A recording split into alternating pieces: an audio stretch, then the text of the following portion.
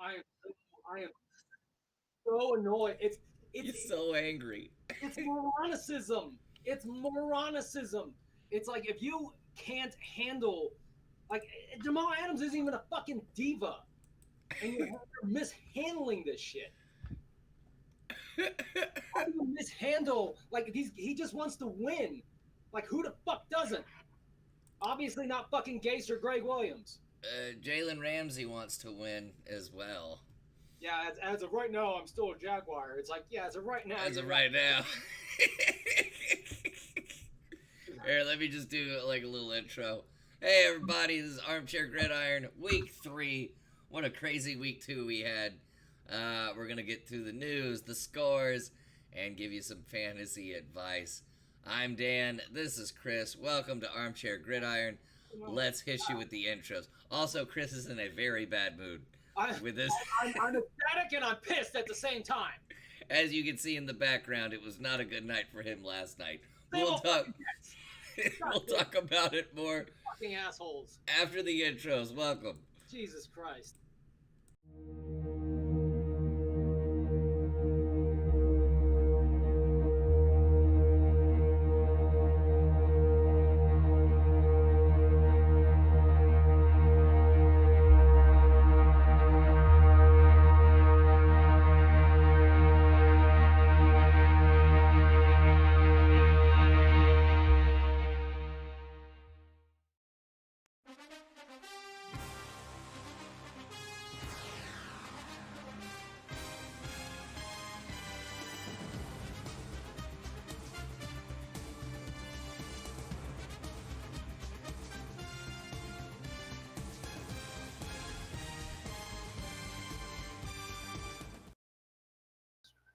All right. Well, Chris is Chris is No, coming do down. you want to start with the fucking Jets Browns? Let's just let's just go into the big games, starting with Thursday. Tell you what wasn't a big fucking game. Let's go in with Thursday. Buccaneers, Carolina Panthers. Oof. Yeah. This game was like an eye opener if you are a Cam Newton fan or hater. Cam Newton was off Cam Newton was bad. Horrible.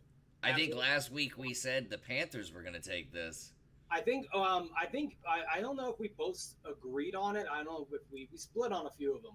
But the with this one, it was like we're like, okay, it's still Jameis Winston. You know, like there's no way that Cam's gonna beef it twice. You know, Ron Rivera's gonna get that team together, and McCaffrey should have a solid day. No, that didn't fucking happen. Dane did see that with me. You did. We were in Trinity Hall having some shepherd's pie. So Dane was there. Dane was watching that game with me. Very nice, very nice. Well, here's a fun little stat for you.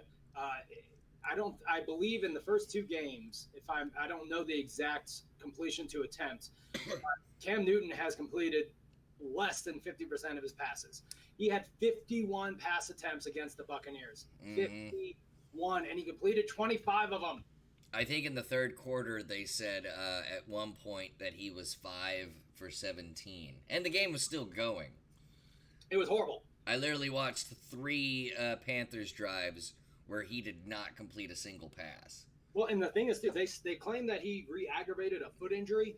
And I'm sitting there going, okay, sure, pull him then. Yeah. He's your franchise quarterback. If he's hurt, don't let him keep getting hurt. No, it's me. You know, they're damn fucking lucky he didn't throw an interception. Like that many pass attempts, like that. There has to be some kind of record for a number of pass attempts in one single game without a fucking interception.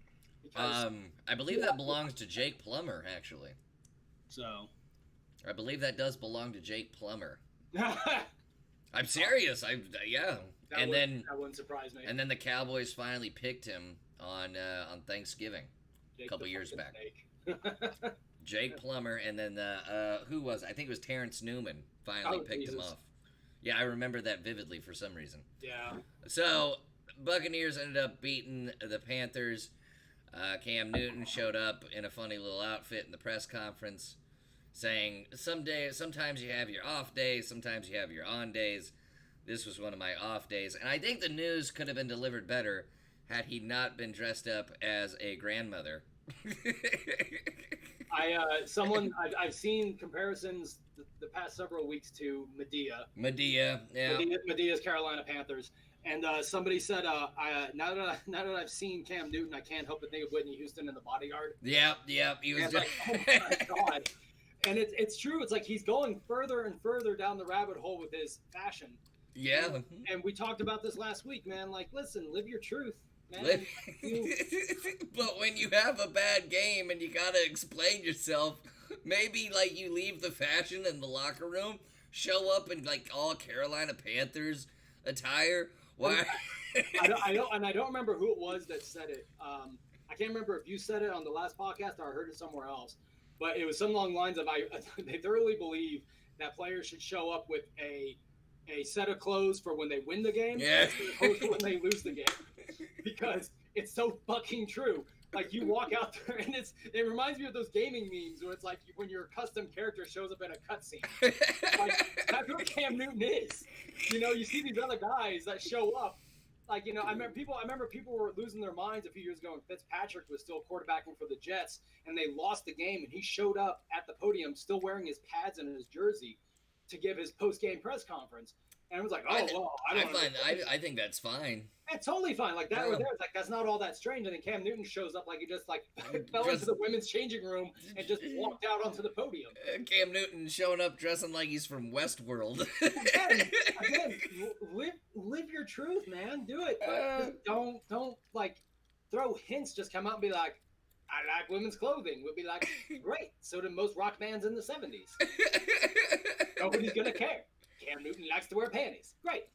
So that's the drama with the Buccaneers and the Panthers. Buccaneers win that game. Bam. Then we had Sunday night. We had the Falcons against the Eagles. Probably the best game of the week, I'd say. There were Chicago Denver was a good one too. But yeah, it's as far as being a nice tight game, that was like holy hell. But yeah, that Falcons Eagles game was, I want to say redemption for Carson Wentz, but it was, you know, him showing that he's like, listen, I'm getting back here, guys. We don't need Nick Foles. He struggled a bit, obviously, when you lose Deshaun Jackson and Alshon Jeffrey, but when you manage to make that comeback in the last 3 minutes of the game. Yeah. And I think I saw something. It was like the first time in like 30 years or something like that there were more than 3 lead changes in the final 5 minutes of a game or something along the lines. But this was, I mean, people forget Wentz is still working his way back. He's been injured continuously almost since 2 years ago. He's trying to get back into form. He's decent in his completion ratings, not the best, but he's all right. He's got to make better decisions throwing the ball, but ultimately, he did almost enough to win the game for the Eagles, and he just couldn't pull it out because fucking Julio Jones. I mean, if you had Julio Jones and Calvin Ridley on your lineup this week, you scored some points. It's not even because even looking at it too, because I had last week when we talked about the worries and don't worries, I had Julio as a worry because outside of the nagging foot and leg injuries he always seemed to have, he had a wrist injury, and it's like he's barely doing anything. And it's like, well, we've seen that from Julio where he just disappears. And yeah. I remember it wasn't last year, but it was the year before that where he went the whole year with no passing touchdowns. He didn't catch anything. You also had Ben Roethlisberger under Don't Worry, and we're gonna bring that up later. Well, worry now. Because and that was the thing is well, yeah, we'll bring it up later. But like Julio was and it almost held true for a while because he had 10 targets and he only had 5 receptions, so he didn't start doing anything really. Like he didn't dominate because most of his points and most of his impact came on that one massive catch and run for the second touchdown of the night, and that's like whatever it was, 65 yards. I mean, he had 106 yards on the whole day. Yeah. So you really take that out and that one touchdown on that run, you're looking at, you know, an average day, 12 points in fantasy for a PPR. Yeah, exactly. So Wilson had had Calvin Ridley, but still fell to me. Chris and I in the Gridiron Mafia Football League, we're literally number 1 and number 2. I think you're number 1 because you scored more points both weeks. Yeah, I think the first week you scored 30 more points than I did in my win, and I think you scored 20 more points this week. So it's like it's fine. Like that's fine. I'll just beat you in the championship. Oh, okay. I was the last pick in the draft. I shouldn't be 2-0 right now. But smart picks make smart W's. A savvy manager, like you have to ride the waiver wires. Mm-hmm. If you don't know. In fact, I won best manager this week in our. Did they post those? They post them on Tuesdays. Right in the sleeper league chat there. I won best manager, but really it was like the whole worst manager. It was the guy I beat. Take it. It's not because I'm good. It's because he was worse. Next game, just to get some revenge, courtesy of your opponent, we're gonna talk about the Browns and the Jets. Chris, what happened to the Jets? What didn't happen to the Jets? First of all, how is Sam Darnold gonna get a child's disease? First of all, he's still one of the youngest quarterbacks in the NFL. So he is still a child. Steve Clifton did win best defense. We should mention that Stephen Clifton won best defense. Welcome to the stream, Stephen. So I was reading today. Sam Darnold, the 12-year-old quarterback for the New York Jets. Mono's when you start getting frisky with people. So if you, I'm okay with the fact you got mono. It's who knows what kind of diseases Gardner Minshew has with that mustache. Jesus. But Trevor Siemian, I don't know how to pronounce his name. Simeon, whatever. Simeon, yeah. He came in to play, and then boom, that ankle. And then was taken out. That wasn't even a boom, that ankle. It was a late hit by fucking Myles Garrett. And, I watched that repeatedly. Just how he rolled on it. It's one of those things that you watch. It's like, you ever remember Varsity Blues? No. I don't watch James Vanderbeek movies. How dare you? So he's falling backwards, and his leg is bent, and then Myles Garrett lands full weight on his fucking knee, and his ankle just goes nope, sorry. And then he got mono after the game. What pisses me off is that fucking Myles Garrett is sitting here going, I'm not sure what happened with his ankle. I hope he's all right. But, that's how the game is. Next man up, blah, blah. I'm like, dirty fucking player. Shut the fuck up. You hit him late. These guys have such a finite amount of time in the NFL that when you do this late hit shit, and I'm one of those people who was pissed off at that fucking strength trainer for the Jets trying to trip up one of the Patriots players running down the sideline. That's fucking scummy play. Damn. And it wasn't like he hit him and just knocked him down. No, he fucking hit him and rolled on his ass. Like fucking Ndamukong Suh, a dirty fucking player. He should be penalized, should be fucking suspended. That said. You okay? Yeah, I'm still going. Keep going. What about, did you like Le'Veon Bell's performance, or did you like Falk's performance, the third-string quarterback? So Falk is, I liked Falk's performance. I think if another week of prep time, he could be good. So he was 20 of 25, 198 yards, no touchdowns, no interceptions, right? Perfectly respectable numbers. He dinked and dunked a lot. I really thought we were going to have a bigger day from Jamison Crowder because even with Simeon in there, if Simeon had stayed healthy the whole time, I would have figured it would have been a lot more dinking and dunking, checking down, because Simeon's not – he's been a guy who can throw the ball downfield, but he's never been comfortable doing it. Yeah. So I expected there to be a lot more dinking and dunking. So I figured Crowder was going to go off. And he didn't really start catching passes till the game was already out of hand in the fourth quarter. And then I looked at Le'Veon's stats, and I'm like, fuck my ass. It's, 21 carries, 68 yards. Okay, fine, fuck it. How's it going, Miss Collette? Thanks for popping in. We're just talking football. But he has 10 receptions on 10 targets. He caught all the passes thrown at him. He caught. Yeah. For 61 yards.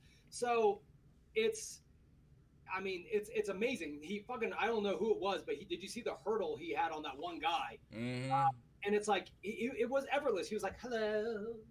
And I'm sure he said the exact same thing. I'm sure he did that. I hope he said it with that tone too. Hello. He can use that soundbite in his next song he drops. Now, another week of prep, though, I think, because Falk obviously didn't know he was going to come into the game.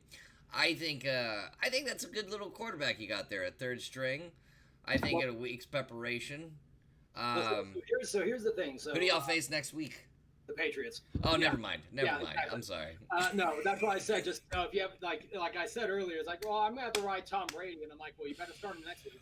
Yeah, no, I definitely am. So I kind of got off on a tangent before about Sam Darnold. Did you? So it turns out even he had the beginnings of mono, wherever the fuck he had, before week 1. So everyone was kind of like, why the fuck's he dinking and dunking? He looks uncomfortable. He doesn't look good. He looks like he's fatigued. And it's like, yeah, because apparently the very next day he collapsed and was like, I can't, like, something's fucking wrong. And then they fucking quarantined him.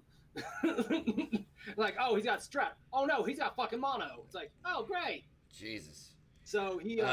breaking news, Chris. Breaking news. Falk has just come down with chicken pox. This is... That would just be your luck. Did he contract polio? The Jets get these new uniforms. Well, the ironic thing is it was the first time they wore their stealth black uniforms, which is great because their offense was definitely stealthy all night. Yeah, couldn't be seen. Was on the fucking radar. And that's the thing. So he's actually Darnold's actually back with the Jets. Like, he's been cleared to resume going back to the team. He's feeling better. He says he's feeling about. They're targeting week 5, which is the game against the Eagles, and it's the game that immediately comes after their bye week. So he'll have that extra week. The whole team will have that extra week to kind of take a breath, get back together, and hopefully, trying to win at least one game at some point in time. Well, next week they face the Patriots, and we'll go into that game a little bit more. No, we don't have to. We got to, because we're going to be on the next games. But right now, news and fantasy advice. With all the crazy shit that happened in week 2, we got to go game by game from last week. Pick out some fantasy players, because a lot of you are going to need to hit those waiver wires because of all the injuries that occurred. So we got done with Cleveland, New York, Tampa Bay, whatever. Arizona, Baltimore. Baltimore beat Arizona 23-17. Big performances from Marquise Brown, Jackson. Not so much Arizona. Not a lot of Arizona action going on in this game. Ingram also having a great game. So if those players are available in your waiver wire, pick them up. Especially Mark Ingram. I've got Mark Ingram. 2-0 right now. Mark Ingram's putting up some solid numbers. Yeah, Ingram's not going to be available in any league just because he was going to get drafted really high. Yeah. And I would actually be very wary of Mark Ingram in most leagues, mainly because he has been, I want to say injury prone, but he has had injuries and he does have tendencies.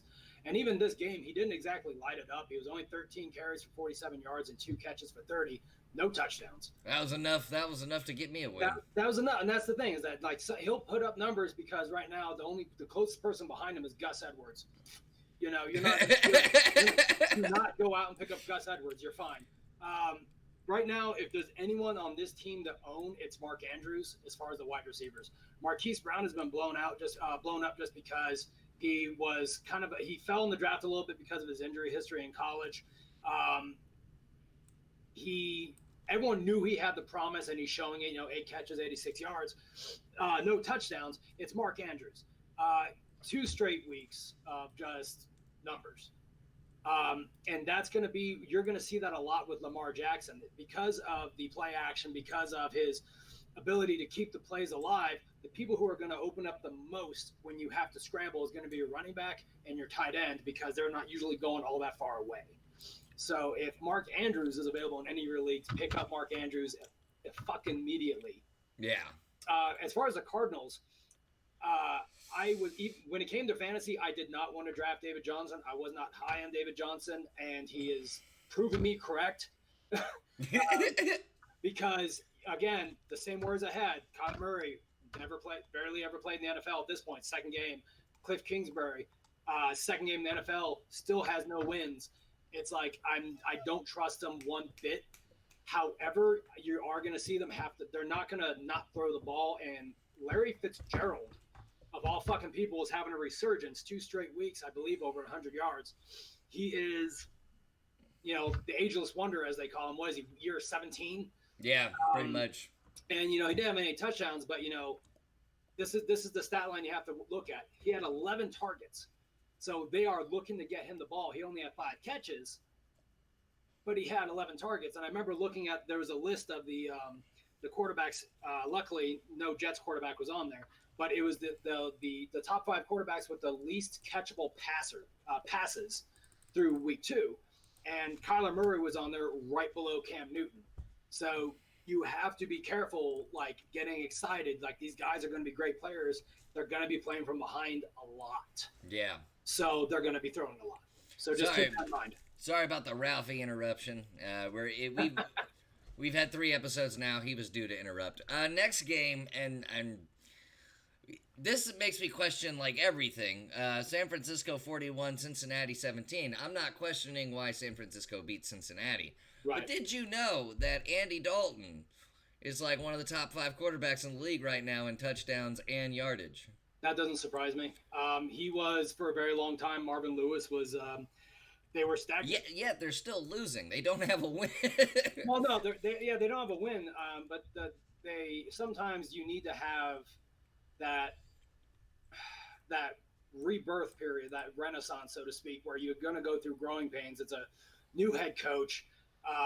He's going to. Things are not what Andy Dalton has played in for the past 9-10 years of his career. No. So they're growing Poor pains. bastard. And you really look at it too. The offensive line's not doing all that well. I mean, Joe Mixon's barely getting any yards rushing the damn ball. The story though, no one's surprised about Tyler Boyd, but everyone's fucking surprised about John Ross. He was going on to be a bust. Blazing 40 time in the combine, came out, everyone had high hopes, and he just could not put it together. And the way it's looking right now through 2 weeks, it was just how they were using him, because the new setup, the new offensive system, he's had over 100 yards both weeks, touchdowns in both games, healthy amount of targets. He's had 8 targets in this past game, caught 4 of them. He's still going to have drops. That's just something that John Ross is going to have probably his whole career. But he was second only to Tyler Boyd in targets. He is available in a lot of fucking leagues. Pick him up. Pick him up. Because, and not only that, but I'm one of those people too that I'm prudent. If you drafted well in the first place, he's not going to be starting for you anyway. Yeah. So pick him up, put him on the bench, and if he does it for a third week, plug him in. Just start him every single week. If he's a better option than what you have, which is likely, you can't afford to pass up 100 plus yards and a touchdown every single week if you want to win the league. With all the injuries going down this week, this is why we're doing this. We're telling you who to pick up. Next game, I don't know what happened with the Chargers, but the Chargers fell to the Detroit Lions 13-10. Chris, what happened in this game? Well, I mean, this is... Besides the Chargers apparently just dropping the ball, this was about a very hyped defense with Joey Bosa. You got Phillip Rivers on offense. And I'm sorry, the Lions, not to upset any Lions fans, but they know. They know. Well, so here's the thing to consider. So Matt Patricia, longtime Patriots defensive coordinator, is in his second year as a head coach with the Lions, right? He's finally comfortable. He's getting there, and it's not the first time they've had to play the Chargers. So Patricia is one of those guys who's watched. There's almost 16, 17 years of footage on, 15 years of footage on Phillip Rivers as a quarterback. That's true. So even that said, he was 21 of 36 for almost 300 yards. Outside of that one, what was it, fourth quarter interception, if I remember correctly? Yeah. He was having a solid day. Eckler, 17 carries, 66 yards, and a touchdown. not bad. Justin Jackson did some pretty good damage, averaging almost 8.5 yards a carry. Like their running game was not an issue. That's when but then you start seeing things getting weird. When your star receiver, in Keenan Allen, is getting targeted 15 times, that means that everyone else is getting shut out. Exactly. That everyone else that, there's one guy that's out there. He caught eight passes out of 15 targets. There's something wrong. There was no need to throw the ball 36 times in this game. It's just one of those things that the Lions managed to scrape that one out, and probably, losing the win they almost were 2-0. If they did not give up that tie last week to the Cardinals, the Lions would be 2-0. So do not sleep on these Lions. They are looking good. Stafford's looking pretty damn solid, 22 of 30. Which, if you haven't draft Stafford now with he's quarterback available in a injuries this lot week. of leagues. He's available in way too many leagues. And Stafford's one of those guys you should always have at least as a backup plan, because he's going to throw the ball. And he's going to throw it deep. He's going to throw it far, too. And everyone thought once they lost Megatron that they were going to stop throwing it, and they didn't. They went and got Marvin Jones. They had Golden Tate. They threw the ball a fucking lot. Didn't matter. They didn't have Megatron anymore. Yeah. The story of this one, though, was that T.J. Hawkinson fell back down to earth after that introductory game last week, where he had 125 yards and like 8 catches, and everyone's like, oh my god, like he's going off. He had 1 catch for 7 yards. It's like, So would you say that's your fantasy suggested this game? Go get Matt Stafford if you haven't already. If Stafford's available, go get him. There's a very, very good chance that Justin Jackson is available in your league too. He's someone that if you're hurting for running back, you could do far worse, because even though Eckler is still the main third down running back, Justin Jackson still can catch the ball. He will get a target or two here or there, and he'll get you a few points if you need to fill in for injuries. Fair enough. Next game. I saw a little bit of this game. It was a back and forth, as it should have been. The Minnesota Vikings fall to the Green Bay Packers. I watched this. I was watching this right before we started the podcast too, because I have NFL replay. So I decided to watch one of the better games, because it was true that the Green Bay Packers came out. It was 21-0, right? It was just like, I think 2 minutes into the game, it was 7-0 already. Like, it was like everyone's watching this going, Aaron Rodgers is pissed. He's about to stomp Kirk Cousins into the fucking ground. Yeah. And then it wasn't so much that the Packers outlasted them. It's that the Vikings kind of gave it away at the end. Yeah, exactly. But they were it was going back and forth. I would say this is the second best game of the week, because the big rivalry between the Minnesota Vikings and the Green Bay Packers, and they didn't disappoint. Usually, when you see the Packers facing a division rival, you expect, especially at home at Lambeau, you expect a big blowout. Aaron Rodgers throwing like 5-6 fucking touchdowns and shit. But this had some drama to it, in that the Packers coach and I can't remember his name, LaFleur, yes. LaFleur and Aaron Rodgers got in kind of a verbal spat, and then it was immediately dropped.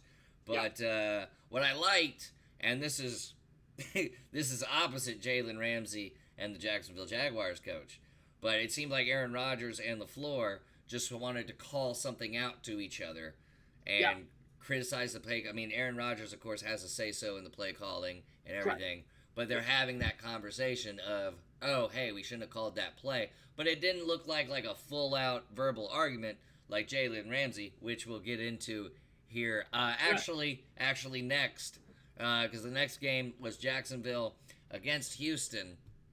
We're moving on too fast, man. We gotta. Oh, are we? Yeah, we gotta keep talking about we gotta talk a little fantasy on this. Do we? I mean, I figured just like if you have a Packers player or a Vikings player. Go ahead. Okay, so outside of the fact that Dalvin Cook looks like a fucking second coming of Adrian Peterson. You just wanted to say that. I'm going to tell you this because we're not doing the worry, don't worry thing, because it's not, we're leaving, I feel like we're leaving. Worry all the time.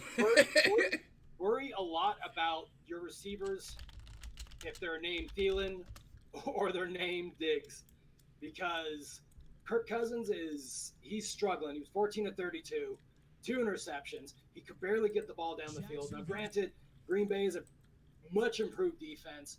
There should be some easier games coming up, But I'm sitting here. I have Diggs on one of my leagues. I believe it's in the sleeper league, and I'm sitting here in the fourth quarter going, "Where the hell?" Like, he hasn't caught any passes. He had 7 targets and 1 catch, and it was for 49 yards and a touchdown. Thank Christ, because like the offense, it's something is going on. They're going run heavy, which is fine, but you got these 2 stud wide receivers and you're playing from behind.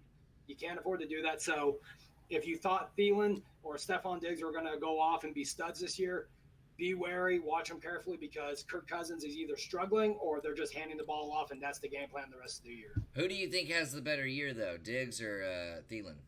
Thielen is by far being used more. He's more of the first read now. So he's getting example, Thielen had 8 targets. Diggs had 7. Thielen had 5 catches. Diggs had 1. Okay. They're getting targeted around the same amount, but Thielen's getting catching more for more yardage, and it's not necessarily because they're better or that he's better. It's because he's in the position to make those plays. Diggs is more or less your deep threat. Yeah, and that's how he does that touchdown. It was just a long bomb into the end zone. Gotcha. So your fantasy advice? Fantasy advice: watch your receivers very, very carefully. And as far as the Packers, don't get overly excited about Jamal Williams. Exactly. Just if you have Aaron Rodgers, keep Aaron Rodgers. Yeah, he's playing solid. He's pretty solid. This is what I've learned from having Packers receivers. The only consistent person on the Packers offense is Aaron Rodgers, the person making the passes. Yep. Because one week you'll have this guy score like 20-something points, and it's great, and then the next week he makes 2 catches, and then it's another receiver going off. So always keep Aaron Rodgers. Do not worry about the receivers. Just get yourself some Aaron Rodgers action going. You didn't want to talk about the Jets game. I don't want to talk about this game. Had it not been for the Jalen Ramsey incident, which we're about to show, I wouldn't report on this game. Because for me, as a Texans fan, I'm definitely worried. Now, the Texans squeaked by with a 1-point victory, but they did not look like the same team that almost took down an NFC Championship caliber team. It's another year of inconsistency for the Texans, is what I'm saying, because the Jaguars shouldn't have been able to put up a fight, especially with Uncle Rico, I guess, at quarterback, and then Jalen Ramsey and his coach literally about to fight on the sidelines. Which let's show right now. Chris, I'm gonna have to cover up your beautiful face for a second. Let's full screen this. So this is what happened. At first, when he was pulled over to the sideline, him and the coach had a shouting match. The coach then walked up to Jalen Ramsey on the bench, and here's what happened. Dog, fuck this. I will play better when they pay better. You want us to bring out the restructure for this? The playground? Watch the other 2 players, though. Watch the 2 guys. Dog, watch the 2 guys next to Jalen Ramsey. Watch their reactions. I didn't know there was going to be voiceover to that. Hold on. I couldn't hear it on my end. Somebody was doing voiceover work on that. Here we go. Let's do this one. So that's him first coming off the field. Now here's what you were saying in the second part. Yeah, watch the other guys on the secondary. When he walks over and they start jawing at each other, they both get up. Yeah. And they move towards, not threateningly, but one of them goes and moves the coach out of the way. Yeah, the coach does not have the respect of the team. And that's why we were talking before the podcast, and you're like, the Jags want 2 firsts for Jalen Ramsey. When you get that player, thanks for the lurk, Jake. Appreciate it. Go ahead. When you get that player who is a distraction, yeah, and is not cancerous. He's definitely not cancerous, but to the point where the players are siding with another player instead of the coaching staff, you gotta get rid of the player. And the thing is that people were like, oh well, Antonio Brown. It's like Antonio Brown was traded for I believe a first and a third. This is not unheard of. Yeah. Jalen Ramsey is in a skill position, though he's not offensive. He's not going to be scoring you points. He'll be preventing the other team from scoring you points, so it's comparable. He is still young. He is something that you could trade away for some value. And the Jets have Joe Douglas as their GM. I'm just saying he walked in going, oh, you better believe we're going to be making some moves. And it's like, well, you fucking better. The Texans, one, I don't think the Jaguars betrayed to the Texans, division rival, but Texans don't have the draft picks that they want.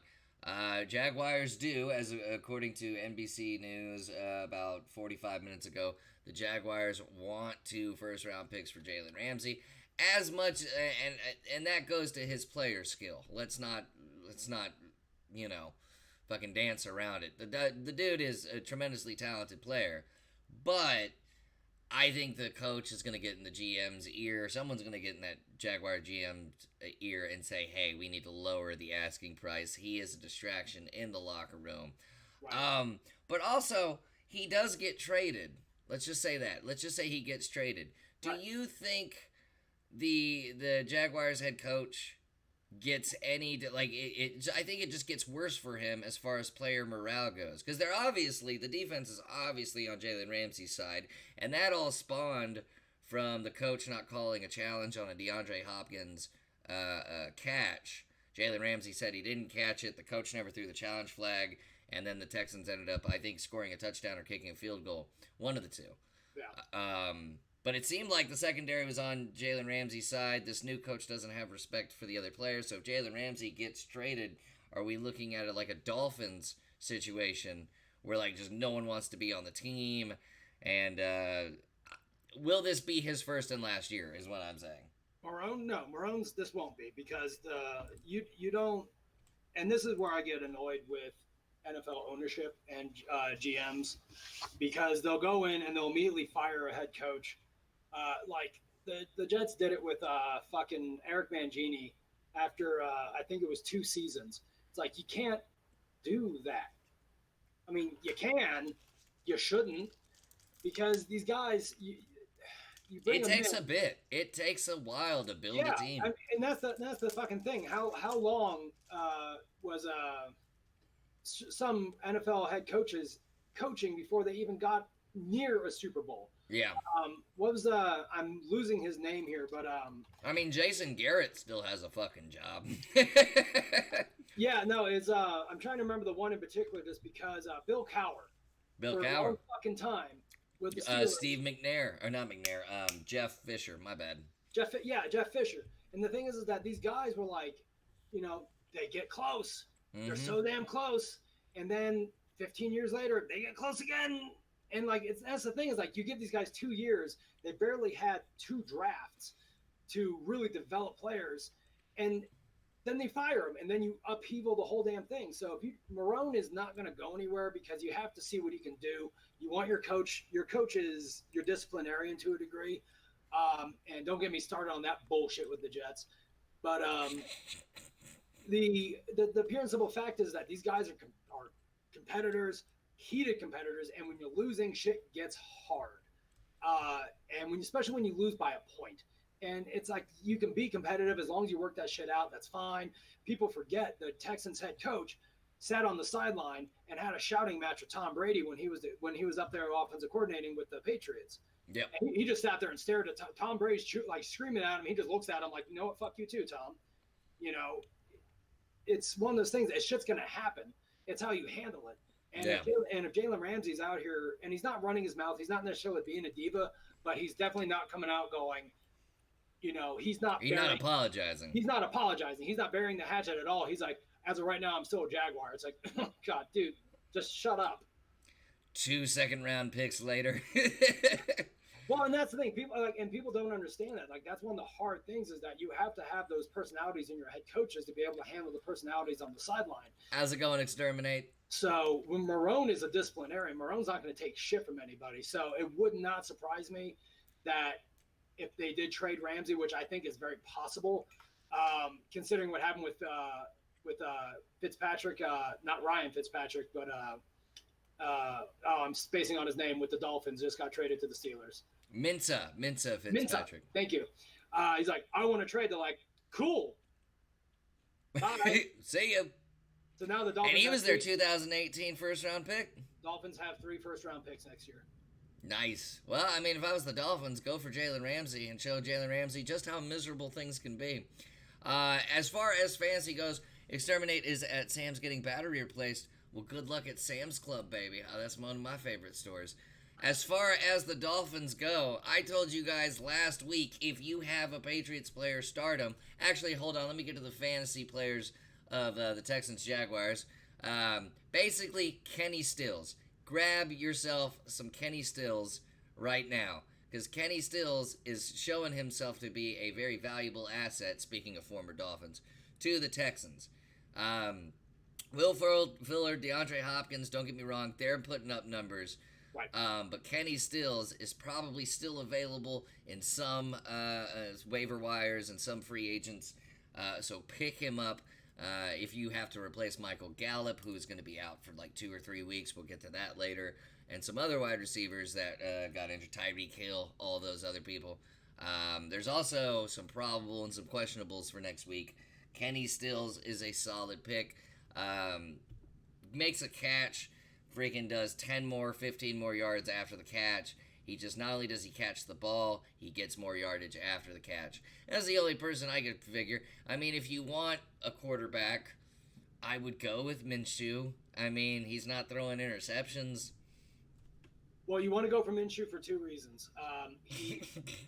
So he was 23 of 33, right? Yeah. 213 and a touchdown. He also had 56 yards rushing. That should tell you a lot. I mean, so he's going to make things go with his legs. He's not going to blow it up for you, but he's going to be up there with most of your starting quarterbacks that you drafted. So if you're looking at, if you had Roethlisberger and you're one of those people who drafted with only one QB, yeah, well, you're kind of SOL unless you go get Gardner Minshew. But if anyone between these two teams is going to be your target on the waiver wires, if you didn't already pick up DJ Chark, you need to pick up. Ooh, that's good. I'm one of those people who keeps an eye on guys after week 1, and then I make a move on week 2, like in between, and then I don't start until about week 4. DJ Chark, I saw him in that first game, and I was like, maybe. He did it again, 7 catches, 55 yards and a touchdown off of 9 targets. That's what happens when you get your second-string quarterback playing with a guy that he practices with on the second team in their practices. They have connection, they have that magic, and Chark's looking like he's going to be pretty damn good. And Chark is available in a whole lot of fucking leagues. Nice. So if you can't get Chark, I definitely agree. Give Kenny Stills a shot. Deshaun Watson has been shaping up into a better and better quarterback every game he plays. And he is. This one was kind of a boner killer for a Texans fan. It's all right. Hey, you're allowed to have boner killers. Like, you all watched the fucking Super Bowl this past year. That was a boner killer. You can't sit here and spout the greatness of Tom Brady when you're winning a defensive Super Bowl. Tom Brady is great. I say that because he's on my fantasy team. Yeah. No, get Kenny Stills. Deshaun Watson, though, they need to do something with the O-line. Otherwise, I have a feeling in a couple of weeks we're going to be reporting what to do when Deshaun Watson is out. Because if he gets sacked anymore, I believe they showed it. Career sacks. He's right below David Carr. He is just a couple away from David Carr's record. And David Carr's record happened after like 4 seasons. Deshaun Watson in his 3rd season. Yeah. So, you know, I don't want what happened to David Carr to happen to Deshaun Watson, where it was like, oh, here's this great quarterback, but because he was hit so many times and he was hurt and hiding injuries, he'll never get to where he, well, like David Carr had to get a Super Bowl being behind Eli Manning. Well, and that's the thing people have to remember too is that, like, he is not Ben Roethlisberger. He's not this massive beast of a man who can take a hit, get up, shake it off, and throw the ball. He is. I mean, apparently Ben Roethlisberger can just go out for the season just by throwing a fucking ball. Yeah, no, he. That was the thing too. Is like he got banged up a few plays before that. Yeah. And then like you see him that one time, just like what the fuck happened? Like, okay, he tore ligaments. Like that's exactly what that is. It was just you bang it up, and it's sore, and things are slowly but surely doing this in your arm, and you just do that cannon, and so that doesn't surprise me one bit. He's my age, so So the fantasy advice for the Texans Jaguars: pick yourself up some Kenny Stills, pick yourself up some what was his name, Chark? DJ Chark. Chark. He's questionable right now because he tweaked himself, but 2 solid games, he's gonna be part of their yeah, I mean, you guys, we got 14 more games left. Pick them up. Well, I told you last week. Here, I'll transition into it now. I told you last week to start every Patriots player that you had, and I was not wrong. Chris over here was just like, I don't know, man. The head coach was the former defensive coordinator of the Patriots. I called it both ways. I said, so who knows Tom Brady better than this defensive coordinator of the Patriots? And who knows the head coach of the Dolphins better than fucking Bill Belichick? It was a both ways type of thing. New England ends up beating Miami. Drum roll, 43-0. Now, you know what? I have some sound effects for this type of thing. So, I want to temper this because 43-0. Sad trombone. There we go. So this is what happened in this game. It was at halftime 13-0, right? So this is not in any way, shape, or form just an ass beating throughout the entire game. I'd say that second half was. It wasn't actually until the end of the third quarter. So it was. I was watching all the highlights, and then I really went back and watched a few of them. There were just some, I mean, womp, womp, womp. It was 3 fucking interceptions for Fitzpatrick. He was 11. And 2 of them were pick sixes. That's the thing. They got 14 fucking points off of 2 interceptions. Yeah, if you had the Patriots defense this week, good for you. So that's the thing. It had more. So take those 14 points away, right? You're looking at, what is that, 29? That's still a lot. It's still a lot. So, and that's what you have to remember, too, is that it's like, and then Rosen comes in, throws an interception. Like, the whole team is just, is a fucking dumpster fire. It's fantastic. Painful. They're like, we're not tanking. But here's the thing, looking at, and this is why, again, we were talking about kind of with the Packers not being able to trust their skill players outside of Aaron Rodgers. It's very much the same when it comes to Tom Brady, because Tom Brady's the guy you're going to want to have, because every week you're not going to know whether or not it's going to be Sony Michel getting all the touches, which he had 85 yards and a touchdown. On top of what did he end up having? He didn't have any catches. But James White just kind of floundered a little bit. 10 yards rushing, had 19 yards receiving, had that 1 touchdown, which saved his day. And that's going to be the thing. Josh Gordon, 2 catches for 19 yards. The story, of course, everyone wants to talk about fucking Antonio Brown. Who got another addition on his stat of rape allegations. Yeah, we are now at 2 rape allegations in the last week. And the thing is, we can't really talk about it yet until the league actually, because the league's actually interviewing. They're trying to, yeah. But fun fact: if he gets to 5, he breaks an NFL record. Go ahead. Yeah, he's not. He's not. It's not that hard. They're actually bringing the first woman in to interview her this week, and it's going to be, according to them, a very time-consuming interview. It's going to be an all-day type of thing where they're going to see her and really grind it out to see if this woman's legit.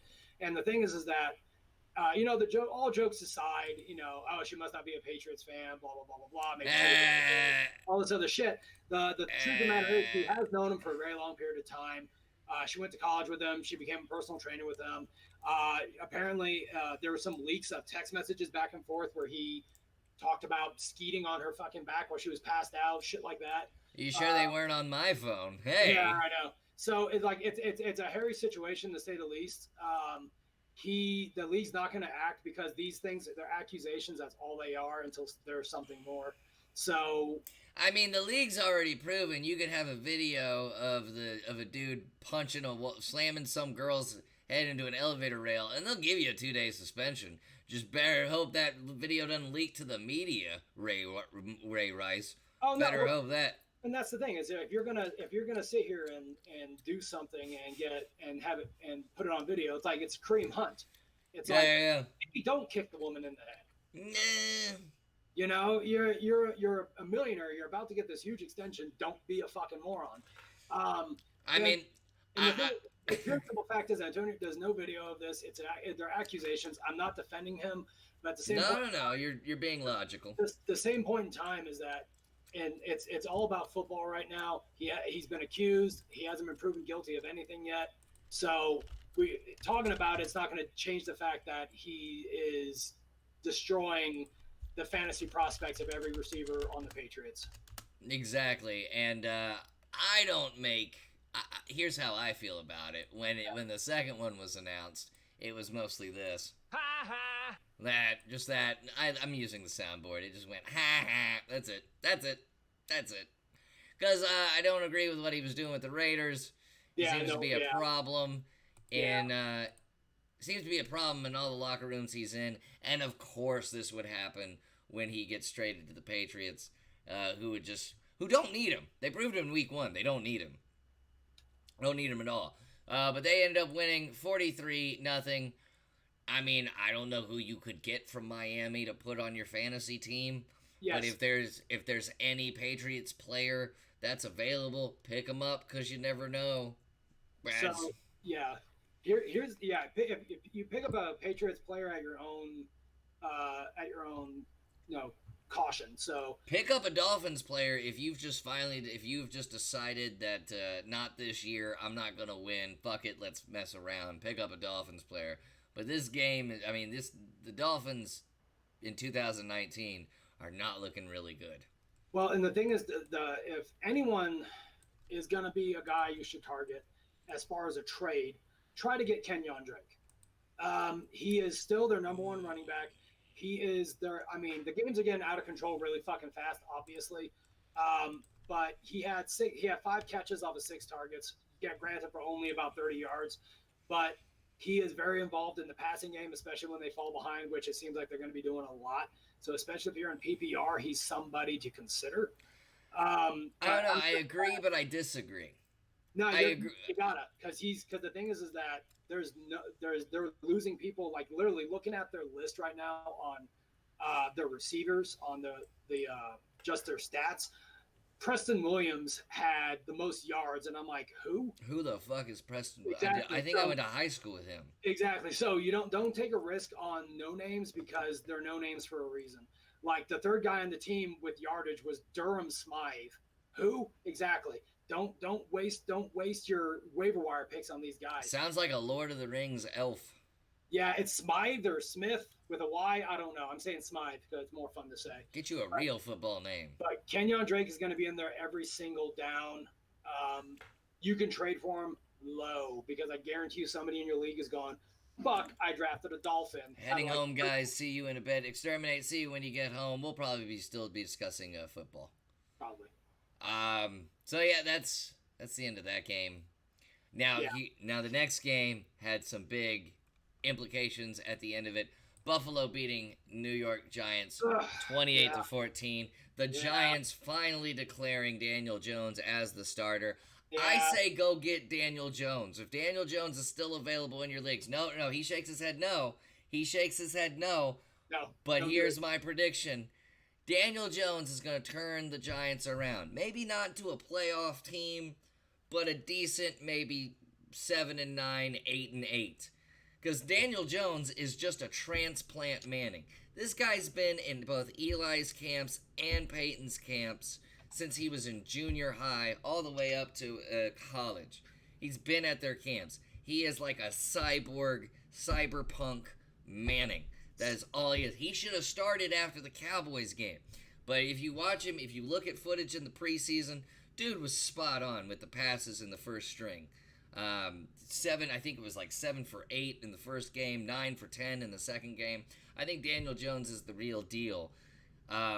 Hey, Drew Brees is gone for 6 weeks. Ben Roethlisberger is gone for the season. You're running out of options at quarterback. What? It's either Minshew or Daniel Jones? Or Stafford. Stafford? Okay, I mean, I'd go with Daniel Jones because, it's the devil you don't know. It's the devil you don't know, but it's the schedule you do. So who are they facing next week? So this is your next 6 games. For the Giants. You got the Buccaneers. Okay. You got the Redskins. You have the Vikings. You have the Patriots. That's bad. You have the Cardinals, which maybe that could be a potentially good game. And then you have the Lions, and we saw what they just did to Phillip Rivers. After that, and that's what I'm saying, this is where be careful because after that you got the Cowboys, Jets, Bears, Packers, Eagles. The one game you should start them, they play the Dolphins this year. They do play the Dolphins this year. Start them on December 15th. Look, Daniel Jones is probably not going to get wins, but he's going to put up some numbers, better numbers than Eli. He might. The thing is, when you get a rookie quarterback, two things happen: a lot of turnovers, and they run the ball a lot. He doesn't run. They run the ball, not him. They run. So Saquon's going to get a lot of things. If you have Saquon, count your lucky stars and cross your fingers and hope he doesn't get hurt. See, because Saquon's going to touch the ball 30 times a game. It's just about what's about to happen, especially starting Daniel Jones. They'll be getting Golden Tate back from a suspension. Sterling Shepard should be completely healed and healthy and everything. That's what I'm saying. That's why I'm saying. But the pure and simple fact is that offense is not meant to stretch the field. The offense is not meant to score points through the passing game. Enter Daniel Jones. He'll have 250 yards, probably complete 70% of his passes, but he's not going to score all that many touchdowns. I'm gonna die on this hill. But in all likelihood, he'll have more turnovers than touchdowns by the end of the season. So for fantasy, when most of the time you get 2 points knocked off for every interception and every fumble, he's going to fumble a lot because that line is kind of shaky and he's not as mobile. He's more mobile than Eli, but he's definitely not a scrambler, and he's going to get sacked a lot. He's ball security for rookie quarterbacks is poor. And we saw it with Darnold last year. We saw it with Baker Mayfield this year too. Way to go, Browns. Who they just beat? Who the Browns just beat though? With all this. The Jets beat themselves. Mononucleosis beat the Jets. All that shit is said. The Browns whooped our ass. That's all else fails. We didn't have a good enough team to overcome it. But I'm gonna die on this hill, Chris. I'm gonna die on this hill. Daniel Jones is the future. He's the future, but not this year. No, he's gonna win Rookie of the Year. The couple of games you just listed, they're gonna win surprisingly. It's gonna be shockers. Okay. Your Rookie of the Year is gonna be a wide receiver. Probably, maybe, but I think Daniel Jones will be in the running. I think he takes the Giants to at least 7-9. Turns what? Yeah. Who are they gonna beat in here? Seriously, they'll beat the Jets, the Cardinals. I've seen Daniel Jones play in the preseason with the first string, and they'll beat the Redskins once. I give them when Sterling Shepard gets healthy and Golden Tate comes back, it's gonna look like an entirely different Giants offense with Daniel Jones at the helm. This dude is accurate as fuck. He is the Manning brother that didn't come out of Mrs. Manning's vagina, okay? That was a weird thing to say. It just kind of rolled out of my mouth. Didn't really have a filter on that. Sorry. But I'm going to at the end of the year. You're about to get a cease and desist letter from probably, but then I'll just throw up that scandal where Peyton was showing people his dick. That's what I'll do. Jesus. Because that's a real thing. But if week to week we're gonna follow Daniel Jones' numbers, I swear to God, I know. I'm gonna reiterate. He will put up yards. He will complete a fair amount because it's gonna be designed 7 wins. Dunk, but he will nowhere near 7 wins. 7 wins. They're gonna be picking second in the draft most likely. Because they're gonna win maybe 3 games, maybe 4. Because they're gonna finish dead last in the NFC. He's gonna turn that team around. No way. He's going to turn the team around, and Eli's going to retire at the end of the year. I wouldn't be surprised if Eli retired right now. Just like, all right, cool, bye. That would be kind of shitty. Because with all these QB injuries, it could happen that Daniel Jones gets hurt. Yeah. But I swear he turns the Giants around to 7-9, gets a Rookie of the Year nomination. I'm telling you, it's going to happen, Chris. Nope. I've seen how accurate he is. In the preseason, I thought I was watching a god. The schedule is not in his favor. He is playing it's like at least 5 top 10 defenses in the NFL this league. He has, and not only that, they'll probably get swept by the Redskins. Let's just admit it. The Cowboys are going to sweep them, and then he's got some tough fucking defenses. Never say the Cowboys are going to sweep them, because we're going to get into that Cowboys game. Oh, no. But everyone needs to calm down on the Cowboys hype. I've got a couple of things. I've got a couple of things about the Cowboys where I'm saying don't be surprised if next round with the Redskins, next round with the Giants, heck, even with the Philly games, don't be surprised if they get beat. But that's coming up later. Who are your fantasy picks for this Buffalo-New York game? The fantasy guru that I am. We're both 2-0, baby. People got to listen to us. If you haven't already picked up Devin Singletary. That's good. You need to go pick up Singletary. The thing is that we saw him in the preseason. There was a little hype, and when the Bills let LaShawn McCoy go, there was all the murmurs of like, "Oh my God, they must really like this guy." He comes down that week 1 against the Jets, doesn't get a touchdown, but he does a pretty good job shoving it down our throats.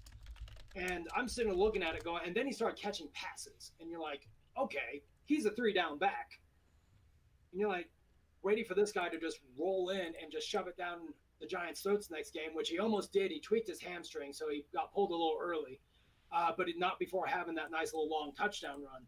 So if Singletary's available in your league, go ahead and grab him. He's probably not. If you're looking for wide receiver help, Cole Beasley, you could do worse. He is Josh Allen is not a very good passing quarterback. He's not. Stats don't lie about it.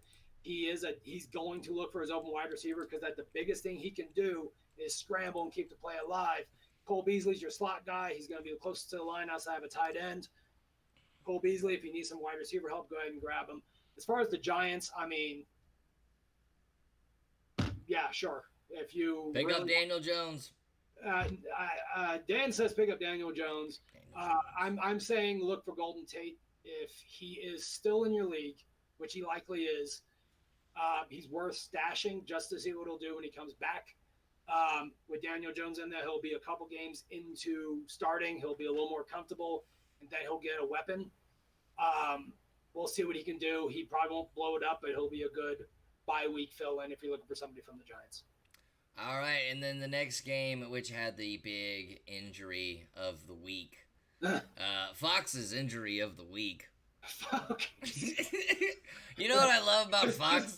This podcast is in no way affiliated with Fox. No, not at all. Not at all. Not at all. You know what I love about Fox, though? It's like, their normal intro is like, da-da-da, da-da-da, da-da-da, da-da-da, right? And then, like, when someone gets injured, it, like, they calm down the intensity of that music. It's like, no, yeah. Why do you have to play music at all?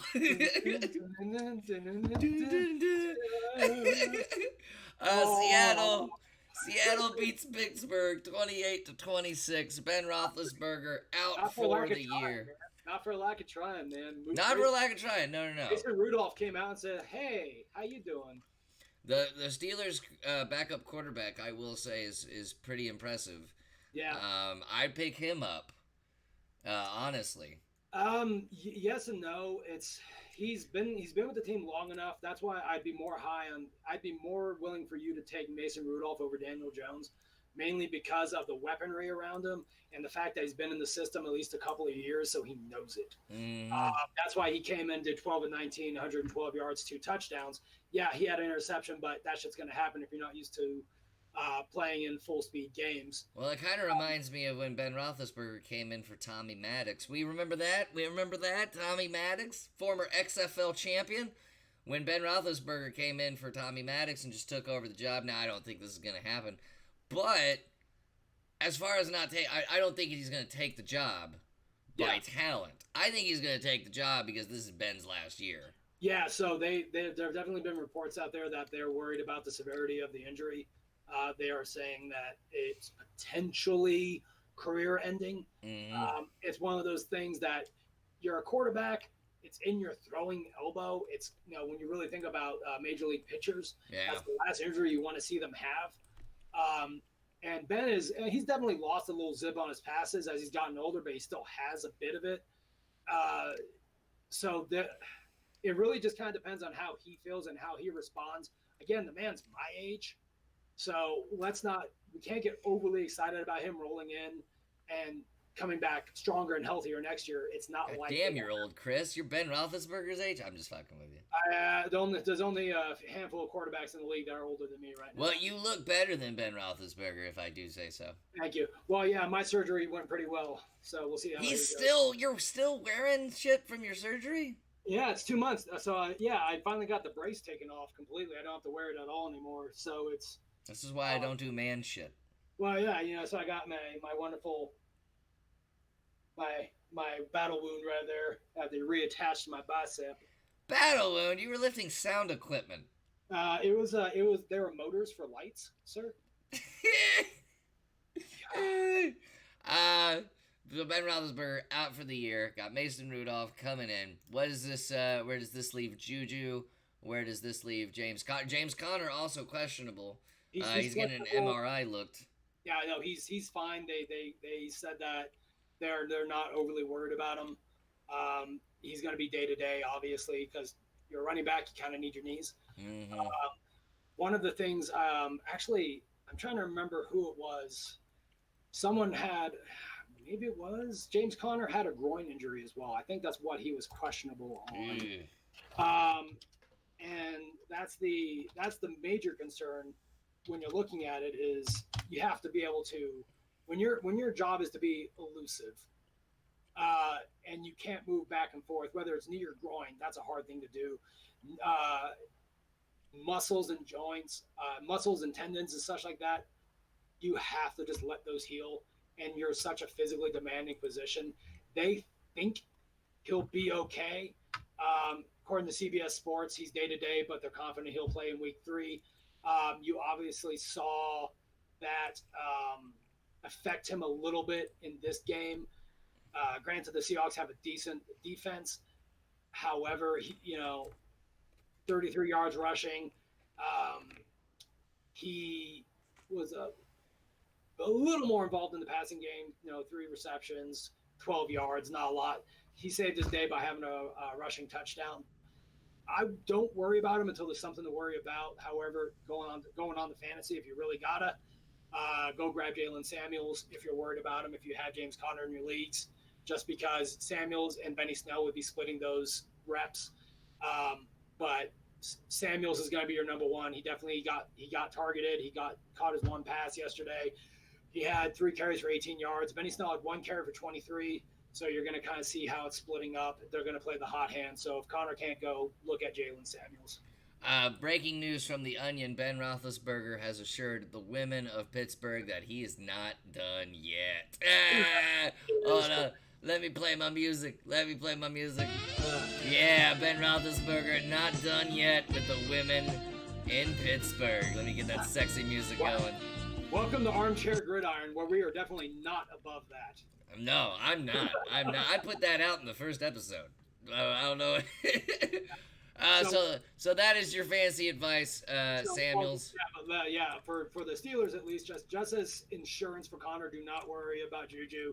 Juju is your number one. Juju is not injured. Still got Juju. Is going to get, and the more comfortable Mason Rudolph gets, the more that those downfield passes will grow. The offense is not gonna.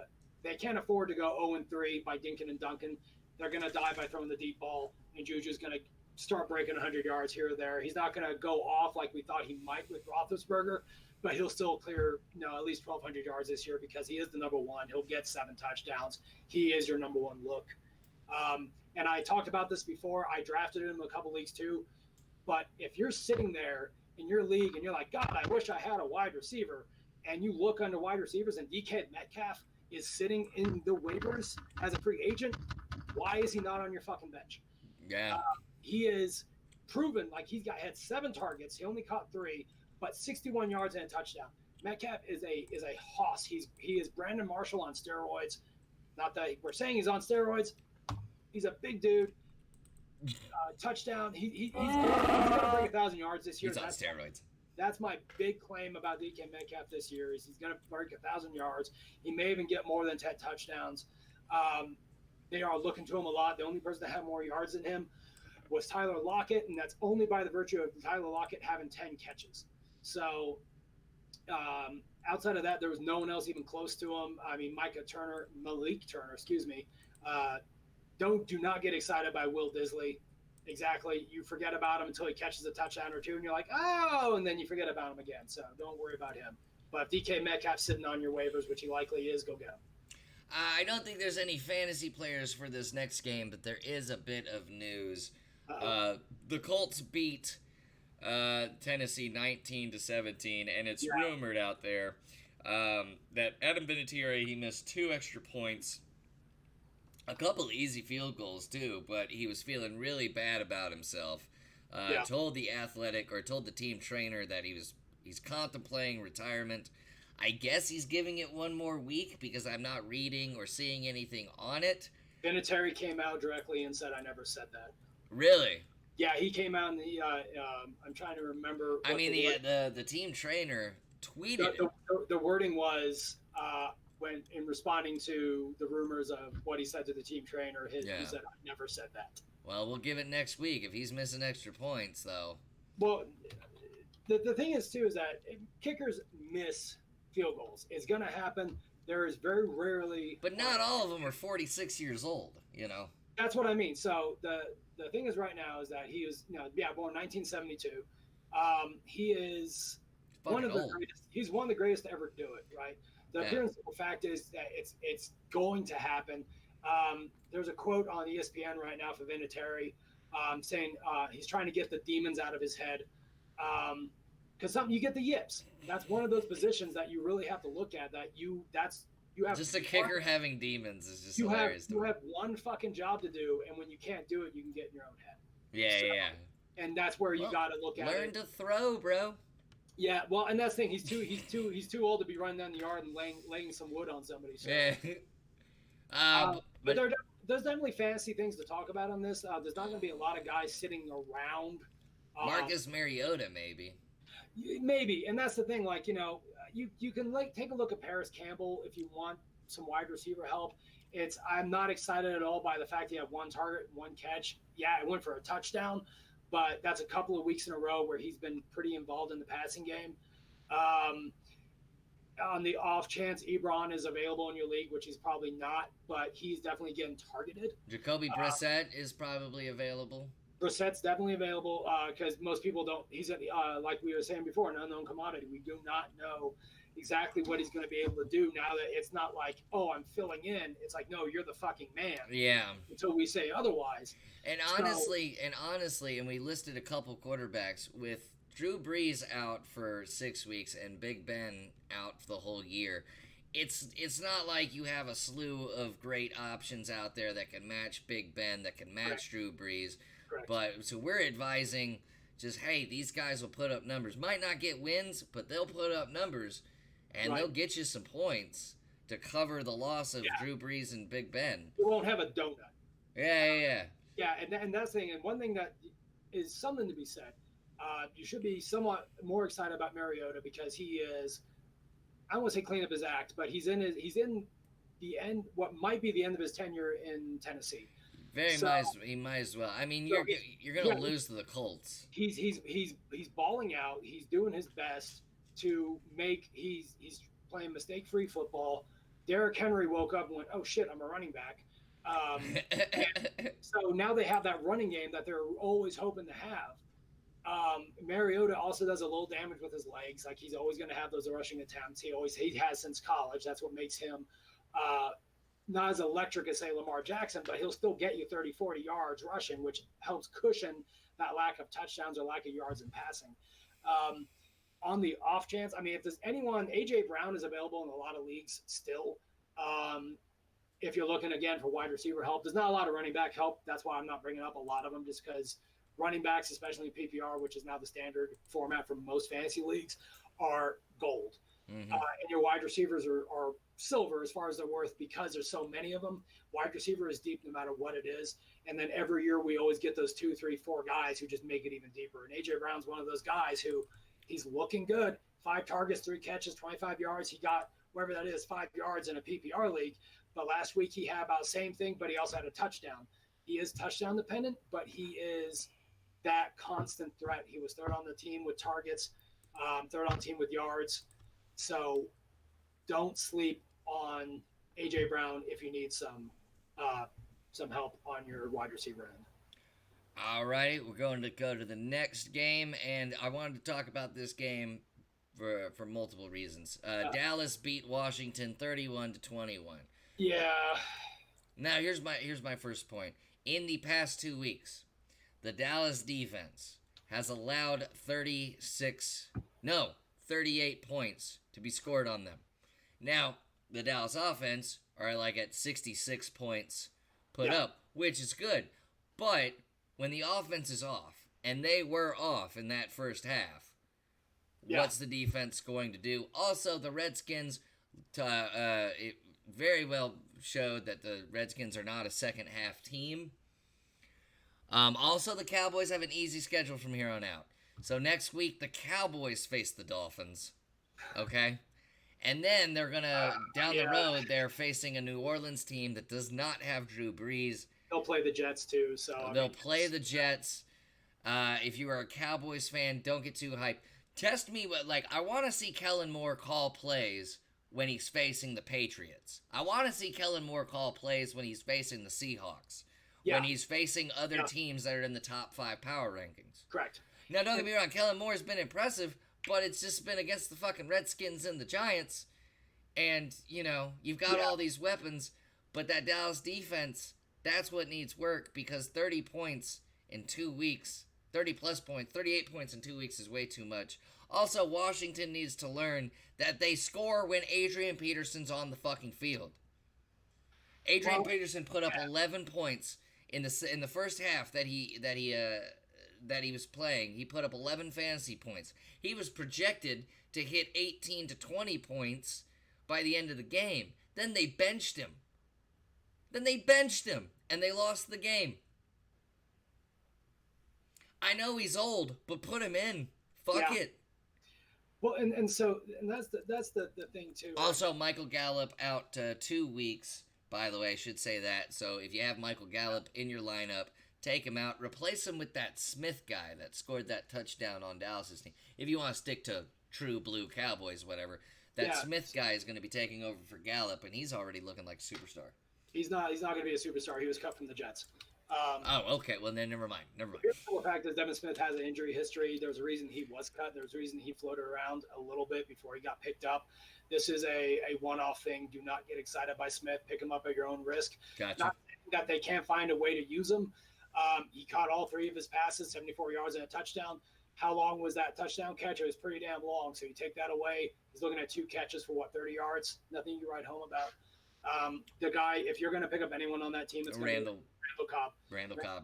6 targets, 5 catches. That's what you want to see. You want to see somebody who's getting looks, looked at often. And not only that, but Randall Cobb's a trick play guy. He got carries for 11 yards. Yeah, he's in the jet sweep play a lot. They're gonna find ways to get Randall Cobb the ball. So if you're looking at anybody and Jason Witten, hey, there you go. Welcome back, Jason. Jason Witten scoring a touchdown in every game. Yeah, if you need a little tight end help, you can do worse. He scored me, let me see here, 12 points, a point and 1.3 higher than Adrian Peterson. Yeah, 4 catches, 25 yards, and a touchdown. He caught all 4 of his passes. What are you supposed to do? And that's why he came back. And it's like he went, wow, we actually have a chance to win the Super Bowl. Sign me up.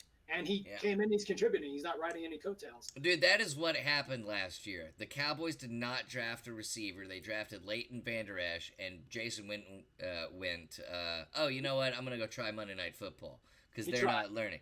Because they didn't get a number 1 receiver. Well, and that's the thing, too, is that, people were high on Gallup from last year. I like Gallup. I have him on one of my teams. And before he went out with injury, he had almost 13 points. And so when don't drop him, just put him on your bench. Don't drop him, just put him on the bench. And that's why I'm that's why I'm saying definitely don't pick up Devin Smith, because when Gallup comes back, and he will, Devin Smith's going to be regulated back down to the practice squad probably. Yeah, probably back to the 4th slot. Yeah, so be careful. Don't act emotionally off of one game. However, 2 games in, and I broke my own rule on this because I was watching him in the preseason. Then after the first week, I went, ooh, Terry McLaurin, how you doing? Get on my team. I have Terry McLaurin in almost every league I'm in right now. He is because the question is, someone has to be the number 1 wide receiver for the Redskins. Somebody had to be. And after that first week, and that's why I was watching it, his preseason and all the other things and all the other, in the offseason, all the talk, you're like, okay, yeah, I want to see what this kid can do on the field. He rolls out there 2 weeks in a row, 2 touchdowns. He had 9 targets. 9 targets. He led the team in yardage and targets and receptions. It's and he was sitting there, and he's still available in some leagues. And it's like, if you need help, this is the number one waiver wire pickup of this week is Terry McLaurin. If he's available in your league, go and fucking get him. Yeah. I mean, right now, I picked him up last week. I put him on my bench. He had 18 points. We're reporting on the Chiefs next, Exterminate. You might want to sit down and listen. So, yeah, and that's the thing. Let's put it this way. The second most receiving yards on the team was Chris Thompson, their running back. So, if Terry McLaurin is available, go get him. And don't sleep on Keenum if you need quarterback help. I'm gonna keep Adrian Peterson in. You should. Because I think they've learned their lesson. They took Peterson out. They couldn't get any production done. You think they would, but you know, the thing is they're going to be trailing a lot this year. Yeah, he had a touchdown. He broke his tie with Jim Brown for most touchdowns on a career. He also averaged 2.5 yards rushing. He did. But at the same time, it's not like the Redskins' offensive line is fucking amazing. You know what I mean? Someone in one of my money leagues made a dumbass fucking trade offer to me, and it was hilarious. They tried to trade Adrian Peterson for Devin Singletary. That's an immediate no. And I tend to respond to these. This is a league where I don't know most of the people, so I decided not to get ornery. But most of the time, it would be a counter offer with, "Do you think I'm fucking stupid?" Give me $75, and you can have your trade. Like pay for what I paid to get in this league, and I'll make that trade for you because buy me a steak dinner. Yeah, it's like Adrian Peterson. Yes, he will have. If they start him every single game this year, he'll have 5 or 6 touchdowns. Right? Yeah. He's gonna do it. He's still outside of anything else. He's still a physical specimen. He can still push a pile. He's not going to burn anybody. Like last year was funny. He broke a long run, wherever that was, 70 yards, and he looked like a old horse trying to gallop. He's got a hitch. Like he's trying to swing his hips around. He's like, I can't move my legs anymore, but just go fast.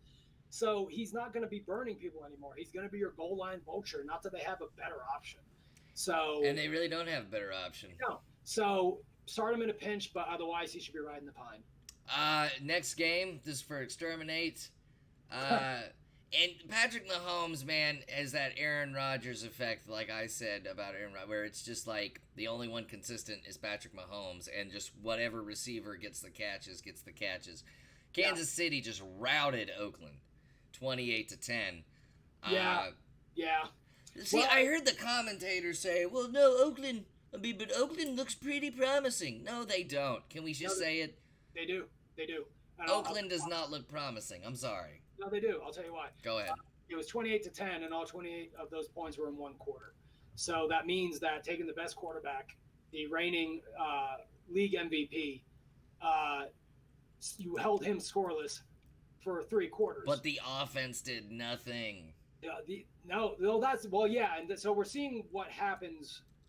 This is the AB fallout when they had this massive plan, because you really look at when you look at the receiving targets and everything on the Raiders with Waller, who I picked up, by the way. If you need a tight end, Waller, you could do worse.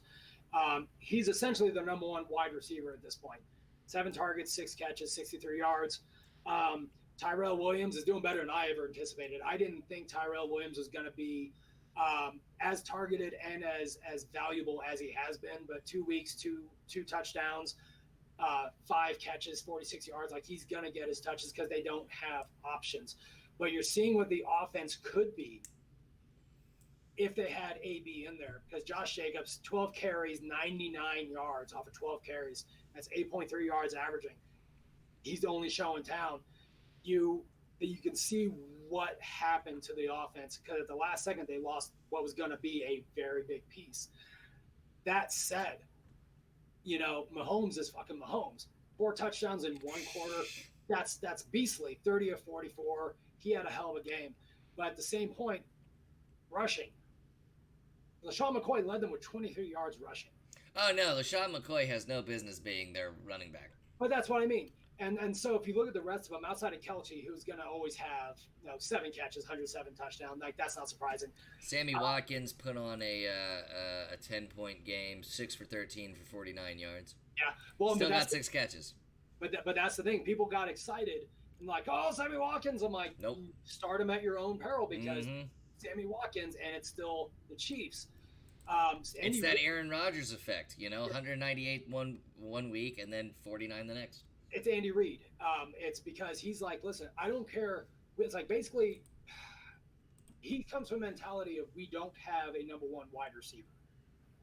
We don't have a number one running back. We have whoever caught the most passes this game and whoever ran the ball the most this game. Yeah.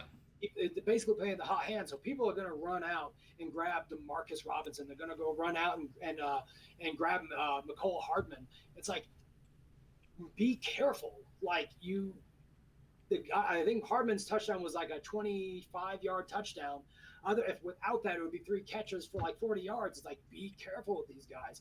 It's going to be really hard to call this. The only person that you should be starting every single week with confidence is fucking Patrick Mahomes. Mighty Vicious, I've also been here the whole time, but I don't do football, just support life. Well, thank you, Mighty, for being in here. We're here to celebrate life. Chris, Mighty Chris. So your fantasy picks? Just if Waller, Darren Waller is still available in your league, go pick him up. Tight end is a hard position to fill. I mean, we all know that week to week you can have, a 12-point game from your guy and then have no points, and then you could have 20. It's hard to call with him. Darren Waller, Gruden has come out and said Waller is special. He's going to be getting the ball a lot, and they're not joking. He was looked at 7 times and had 6 catches for 63 yards. It's a matter of time before he starts going off for touchdowns. You're going to see consistent work out of him. If he is available, go get him. Outside of that, I mean, you pick up everyone else from the Chiefs at your own risk. If you really, really are hurting and you're really high on Robinson, go get him. But that is a flukish stat line, 6 catches on 6 targets for almost 172 yards and 2 touchdowns. Be careful, because remember, Tyreek Hill is going to be back here at some time during the season. So, all right, for next game, the only advice I would give you is pick up Chicago's defense. Yeah. Chicago beats Denver 16-14. Joe Flacco, what's wrong with you? I watched this game live. Why? I live in Colorado now. No, so I'm just messing with you. I have no animosity towards the Broncos. I've always liked them because I lived here when I was a kid too. So I remember Elway when he was still playing. This is not Elway's Broncos, bro. But here's the thing. So, this is something that you would not expect from Joe Flacco. 50 passing attempts. Yeah. Yeah, so he was, unlike the Cam Newton 50, Joe Flacco definitely was accurate. More than 50% of them. He had 35 of 50 for almost 300 yards. Not bad. Touchdown. He had one, I wouldn't say really bad interception. It was going to be a contested catch. It was like on the 2-yard line. They're about to score. He throws this pass he probably shouldn't have thrown. It got bobbled, and intercepted. It is what it is. He still shook it off, came back down. Joe Cool, and just threw a fucking touchdown. And that was the thing. Like, they came back in this. That was the thing. Like, the Bears were just chipping away at him. Because you're really looking at it was a field goal and then just punts, field goals. Oh, field goal. It's like, okay, this is gonna be a boring fucking game. And then Montgomery finally gets a touchdown. You're like, okay, the rookie gets his touchdown, first one in the NFL career, great, 13-3. And then you're like, oh my God, all the fucking Broncos could do is score field goals. Pick up kickers. Well, right now, if you need a kicker, Pinheiro is the guy you need to get. Kickers sometimes are, depending on your league you're in, kickers can be penalized really heavily if they miss kicks. Adam Vinatieri knows. Yeah, right. So Pinheiro, and that's the thing. Apparently, it was like the funniest thing. Like, I didn't hear this, but when I watched a highlight of the stadium noise after Pinheiro made the field goal to win the game, because it was hilarious. Like, oh my God, we won a game because the kicker actually made a kick. And something similar happened with the Jets too, because we lost last week off because we missed an extra point and a field goal, and we lost by 1 fucking point. And the only points we got this week was from a 47-yard field goal. It's like, thank fucking Christ. Yeah. Like, we put up points from our fucking kicker. So no real fantasy advice for this game, I take it. No, there is, because... I don't know how you suggest a player with these two teams, but go ahead. So Emmanuel Sanders had 11 catches for 98 yards and a touchdown. I guess. 13 targets. That is, there's no guessing on that. That's beast. He's obviously not at all affected by that Achilles tear. He is the number one wide receiver on that team. We all thought, including myself, that Cortland Sutton was going to be the man this year because I really didn't think Sanders had anything left. Well, being in his 30s, come back from an Achilles. Yeah. Like, it wasn't for a lack of passion or the ability. It was the actual physical ability to run. I think Des Bryant is his age. Emmanuel Sanders' is age, and he's still in the free agent. Yeah, well, I off know. Of Achilles. I don't know where Dez is, but they're different body builds. Emmanuel's a little bit smaller, a little more compact. Dez is, tall and beastly, and taller receivers have a harder time coming back from those injuries. The biggest thing to take away from this is don't worry about Philip Lindsay, because they're definitely given a timeshare between him and Royce Freeman as far as their rushing yards, and definitely because of the receiving yards. Royce Freeman out-touched him in the passing game too and had more yards receiving. It's going to be hit or miss. Lindsey still had 4 catches for 30 yards instead of 36 yards on the ground against the Bears. I had everyone that I could possibly, if I could bench a Denver Broncos player this week, I did. Because Sutton had 4 catches for 40 yards. He didn't catch anything till the fourth quarter. I do not have any Broncos players or Bears players. So surprisingly, though, and this is what surprised me a lot, was the lack of use for Tariq Cohen. I really thought. Yeah. I really thought, like, when Tariq Cohen gets out rushed by Cordarrelle Patterson, something's wrong. Yeah. And he still had some attempts. He had 4 carries. He had 2 catches for 7 yards. But after that, watching him against the Packers in Week 1, you're sitting there going, Cohen's going to have a hell of a good year. I kind of regretted not taking him because he was sitting there for me in some of the drafts. I'm like, I missed out on this. And then looking at this game, I'm like, holy hell, what the hell happened? And it just shows how they feel about David Montgomery. 18 carries, 62 yards, and that one short touchdown. It's, they're going to hand the ball up. Trubisky looked better this week. He had 120 yards passing. That's better than 110. He didn't have any turnovers. It's one of those things that you're like, okay, we see how the Denver defense isn't that good.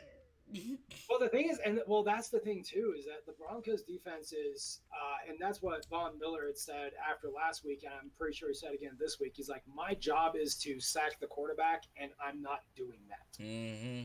And they had no sacks this game. They have no DeMarcus Ware anymore. They don't, because they didn't need him because they had Bradley Chubb and they have Von Miller, and Chubb is just as good, had tackle for loss, so on and so forth. They still have Derek Wolfe. They still are an overall solid defense, but they can't sack the quarterback. And if you can't sack Trubisky, something's wrong. Yeah. Trubisky is not a huge running quarterback.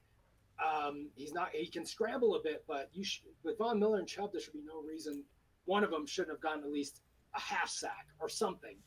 But yeah, they're struggling to get to the quarterback, and it's Vic Fangio's second game as a head coach. So we'll see if they can make some adjustments. But yeah, you're not going out of your way to pick up anyone off of the Broncos team. Like maybe Noah Fant if you need a tight end help, but that's going to be hit or miss. Definitely not anyone off the Bears.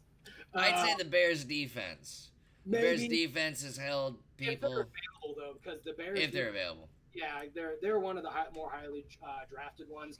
Now, it's fun to watch when bye weeks come around and some people are against the wall and they have to find the bye week fill-in, and you're sitting here going, well, my bench kind of sucks. I can drop these guys. Ooh, Bears defense. So that would be the time to make a move for them. But other than that, there's no one at all you should be targeting on the Bears offense unless somebody offers you some stupid trade and offers you Tariq Cohen. Take a shot on him. He's going to catch passes, but his usage will be all over the map. So we got one more game to go over, and then we just got to jump right into quick picks because I got to get to Kroger before the pharmacy closes. That's no joke. I need to get some more nicotine patches. Ooh, okay, sorry. Really quickly before we jump Go ahead. This just popped up on my phone from Sleeper. about tight end target share leaders. This just reiterates what I had said earlier about Mark Andrews. He's getting 27% of the targets on the Ravens. There you go. So if you need, we're giving you good advice up on this motherfucker. And if he's available, get him. He's only followed by Ertz and Kittle and Ingram, which are all really highly drafted guys.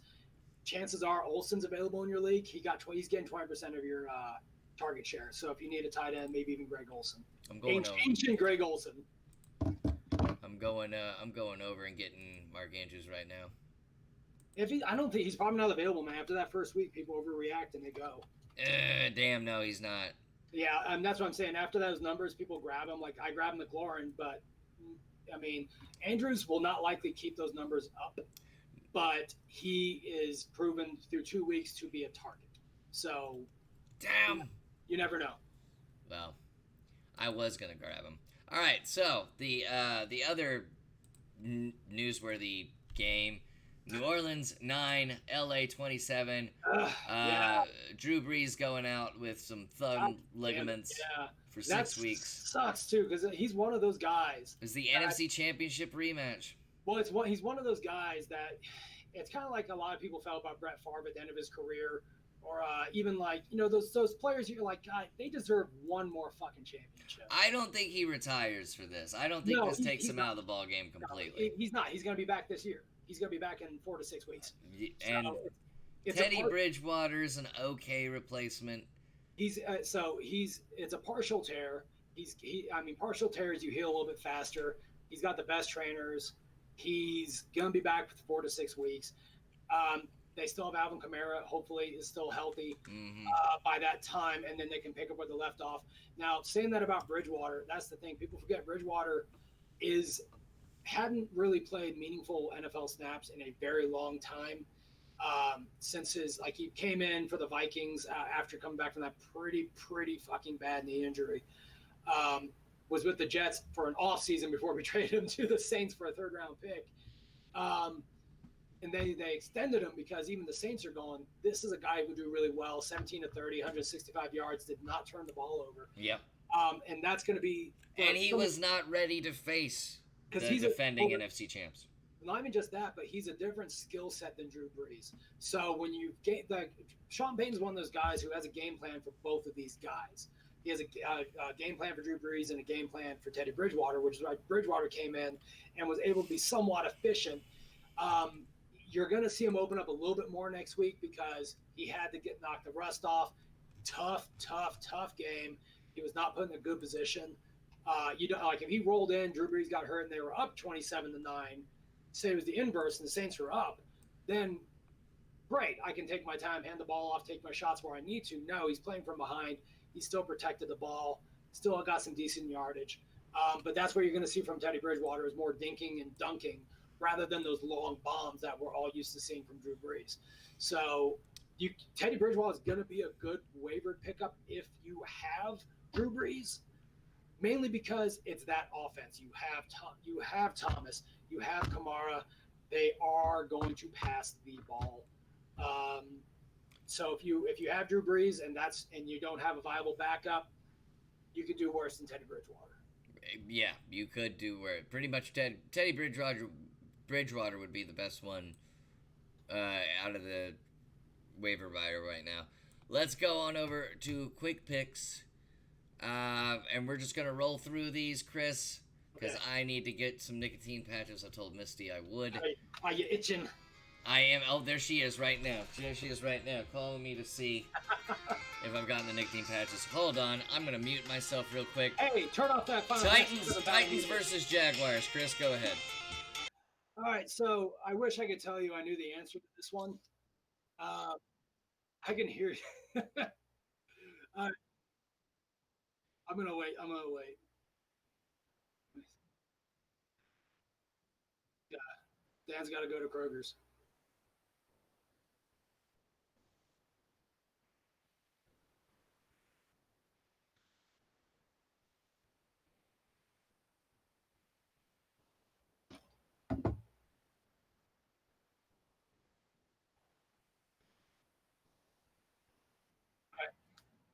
I love you too, Dan. All right, we'll I know. That's why I'm sitting like I can't. I'm trying to talk. My bad. She sounds fucking focused today. Okay. She's had her 5th cup of coffee. She has. I have not even had my second. I'll make your life easy. I'll go really quick. I wish I could tell you the answer to the Titans Jaguars. I really don't. However, I'm calling this right now. Gardner Minshew gets his first NFL win as a quarterback. It's gonna be 17-14 Jaguars. Hell yeah, I agree with that. Let's go with that. I like that. Okay, Bengals, Bills. Bills. I'm going Bills with this. Josh Allen's on a roll. I think he's gonna get another rushing touchdown, maybe another passing touchdown. Hopefully Devin Singletary comes back and looks solid. If not, Frank Gore is going to be busting some fucking records because, the inconvenient truth that is Frank Gore continues to roll. I think the Bengals are going to do really well. The Bills defense is going to be much more solid.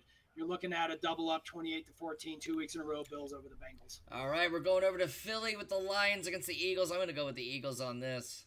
I think right now, this past week, the Eagles got shook up a bit. I think Wentz is looking more comfortable now. He finally got that mentality back. Hey, I'm the guy here. I don't know about their offensive line. I don't know about their running game. It really depends if they get the wide receivers back. If they do, I'm saying Eagles handily. If they don't, I'm saying the Lions are going to stomp them. Okay, and I would hate for you to root against your team, man, but it does not look good. Patriots 53 to -5. They're gonna owe the Patriots points? Is that what you're saying? Is that what you're? How are they gonna owe points to the NFL? Yeah. So actually, and this is why I fucking hate the Patriots is that they're already up. This is why I fucking hate them. They're up 35 points to 0 on the fucking Dolphins, and Brady is still in there throwing the ball like fucking troll. So I don't care. I got Brady on my team, man. Stay in there. No, I love Patriots rivals. I love Jets fans. It's going to be an ass beating. I think it really depends on whether Mosley is back from his groin injury. At this point, they did the right thing by holding him out from the Monday night game. I think they should continue to hold him out because groin injuries are nothing to mess with. Those are things that are really hard to heal. You got to just stay off of it. So hopefully they bench Mosley. Quinnen Williams maybe will come back from his ankle injury. Regardless of it, it's going to be easily 35-7. Maybe. Le'Veon Bell is going to get a lot of touches. He's going to be the, pardon the pun, bell cow. He's going to get a ton of touches. He'll probably get a touchdown or two because there's going to be some garbage time. But it's going to be Patriots by at least 20 points. I'm going with the Patriots as well. It's going to be a 7-touchdown day for Tom Brady. Probably. Time for me to go into Hardcore Lark and get to these movies. Love you all. Have a great night. Thank you, Mighty, and you and Exterminate having a conversation in the chat. That helps the channel. Appreciate you. I know you don't know anything about football, but you're coming in here. You're talking anyway. Love it. Raiders at Vikings. I'm going to go with Vikings on this. And it's going to be a hard call. I actually will give the Raiders their first win on this one. Oh, okay. Mainly because the Raiders their defense has been showing up a little bit here and a little bit there. Josh Jacobs has shown his ability to be an NFL caliber starting running back. Tyrell Williams, like I said before, is impressing as the number one wideout essentially. And Waller's come out of nowhere. I didn't know his name before, even in preseason. And then he rolls in and starts doing what he's doing. The Vikings are playing very conservatively. They're a run-first team, and we've seen what happens when Kirk Cousins has to suddenly start throwing the ball. It doesn't really work. So I think the Raiders win this 21-18. Okay. Ravens at Chiefs. This is a good one. Jackson versus Mahomes. I got to go with Mahomes at home, but I wouldn't be surprised if the Ravens came out of here with a 3-point win. Yeah. Thank you, Exterminate. Appreciate it. I really think this is going to be the Chiefs' hardest game thus far. I think the Chiefs, though, are going to beat them by 2 scores. Yeah. I think the Chiefs are going to, because the Ravens are don't get me wrong, a really good football team. They're not better than the Chiefs. The Chiefs it's Mahomes is Mahomes. He's going to throw the ball up and down the field. If he had 500 yards passing in this game, I wouldn't be surprised. I think it's definitely going to be a big offensive game. It's going to go back and forth. I think it'll come down to maybe a mistake from Baltimore. I think it'll come down to defense, yeah. and I think the Chiefs will pull it out. But I think it'll be I don't think it'll be runaway until the fourth quarter when the Chiefs pull away at the end. Falcons at Colts. Got to go with the Falcons on this with their aerial attack. I want to say that, and I'm probably going to. Okay. Sleep on the Colts. Brissett's looking more comfortable. They still have a decent defense, and Julio has shown, and their team in general has shown the ability to start off really slow.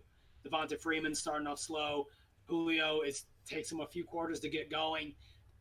Be careful. The Colts have the ability to suddenly start putting up points. Brissett's getting more comfortable.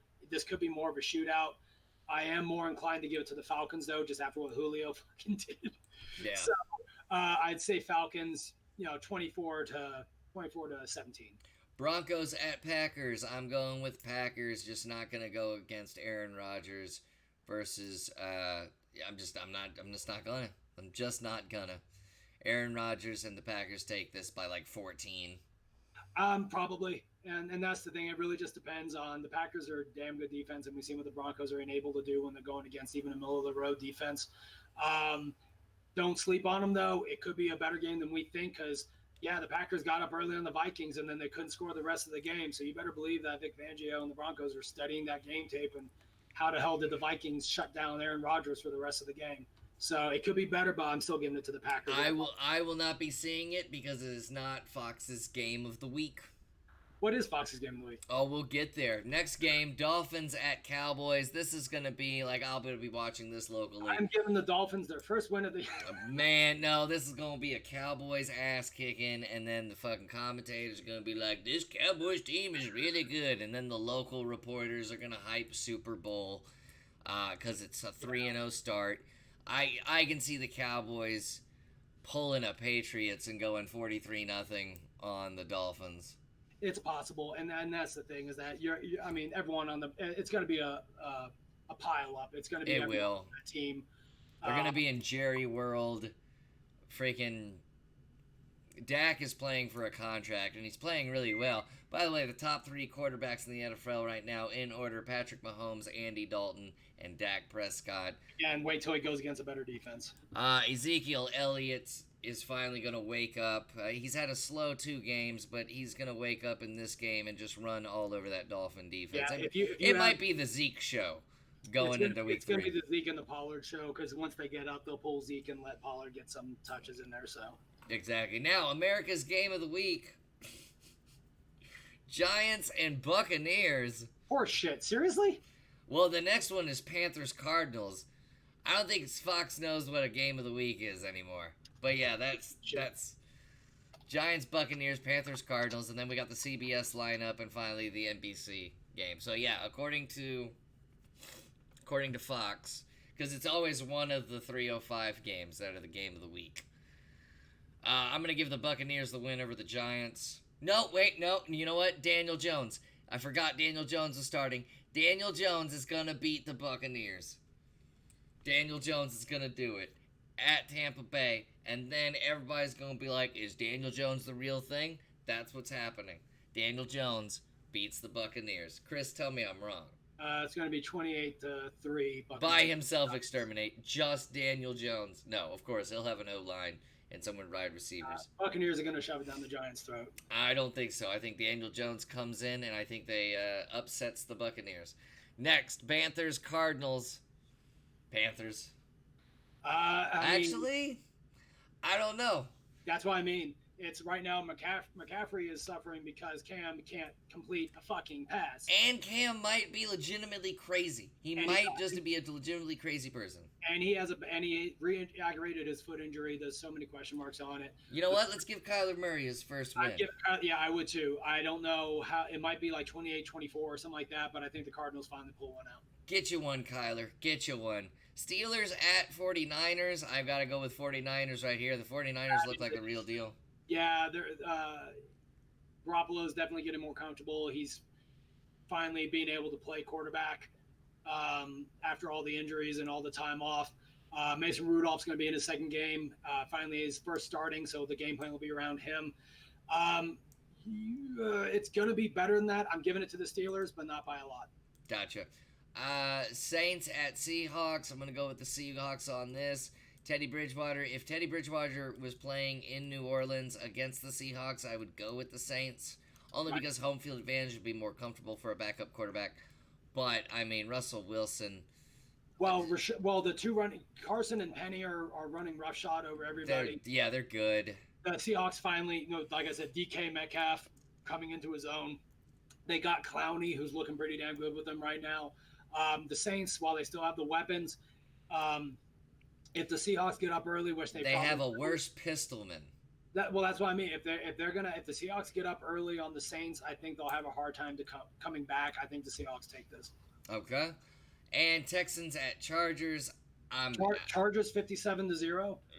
No, I mean, this is the problem with the Texans now this year. It's the same as every year. How good exactly are they? I don't know from week 1. I don't know from week 2. So we'll see because the Chargers are coming off a tough loss. They are. Texans are coming off a tough win. Yeah. Well, and that's the thing that builds character. If you can grind one out and you have the confidence that you can win those close tight games, it doesn't matter what the score is. If you can beat the other guy by 1 point, that's all you need. Texans by 7. I hate to give it to the Texans this. I give it to the Texans by 3. By 3. I hate giving it to the Texans this week. I think the Chargers come back. The Texans defense isn't what it used to be, yeah. But they're also a more dynamic offense than the Chargers have seen this year thus far. So I'm giving it to the Texans. Hopefully, I'll have that game. It's at 3:25 on CBS. Hopefully I'll have it. But fuck CBS. Rams at Browns. This is 1 out of 5. I think the first 3 out of 5 weeks, the Browns have primetime games. This is the second one. What do you think? I'm going with Rams. This is ridiculous. Well, the main reason I am giving it to the Rams this week is because right now I'm gonna tell you Baker Mayfield's stats on the year: 610 yards, 2 touchdowns, 4 interceptions. Mm-hmm. 40.4 QBR rating. Fuck this Cleveland Brown hype train that's been happening. Even in the win against the Jets last night, he only completed 54.3% of his passes. He did. And that's against a weak secondary. We benched Tremaine Johnson for some dumb fucking reason. So we basically he got into that before the podcast. And he still had a fucking interception.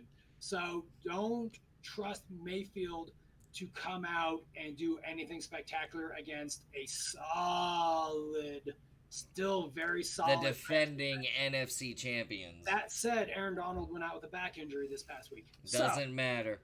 Doesn't matter. I'm not following this Browns hype. I think the Browns get out offensed by McVay, and it'll be. It's not going to be like a ass beating, but it'll be wherever it is, 21-14. It'll be a wake up call. I think it'll be a wake up call for the Browns on just how good they are. Yeah, they'll be 1-2, and they'll go, "What the hell's going on?" But exactly. Hey, we beat the Jets. Everyone says that, Chris. No, because you would say, "Hey, at least we beat the Jets." Like that's a good thing. Like, oh my God, we beat a good team. No, you didn't. You beat a third-string quarterback who just got signed from the practice squad that morning. Good job. Fuck it, huh? Fuck it. That's what the Jets season is this year. I'm gonna get a custom jersey that says "Fuck it." Fuck it. Fucking. All right, so what's the last game? Bears. Sam Redskins? Darnold getting measles. Bears at Redskins is the Monday Night Football game. You know what? I'm giving that to Redskins. I think because the Bears have been doing pretty damn solid. I don't know. Are they going to put in Adrian Peterson? I'm going with the Bears. Khalil Mack. The Redskins have shown them their ability to keep up against to score points against some of the league's better defenses. That's true. The Cowboys and the Eagles. They're going to go against what is arguably the best defense in the NFL. The Redskins will pull one out. Don't get me wrong, it'll be like 13-6. It's gonna be because the Redskins are gonna feel like defensive gods going against Trubisky and the Bears offense. Very true. Well, that is our last game of the week. This has been another episode of Armchair Gridiron. There was a lot to cover because the big emergency was Ben Roethlisberger and Drew Brees going down. There's also Jalen Ramsey, still hasn't been traded anywhere. But Jalen Ramsey is out in the open for a trade. Michael Gallup of the Cowboys is out 2-3 weeks. Lots of news. But we got through it all. We made some fancy suggestions, and we made our picks of the week. Tune in next week, same time, Tuesdays at 5 for Armchair Gridiron, taking you through the regular season of the National Football League. And maybe the playoffs. I don't know. Because there's no fantasy football during the playoffs. So, I don't fucking care. But there are fantasy playoffs.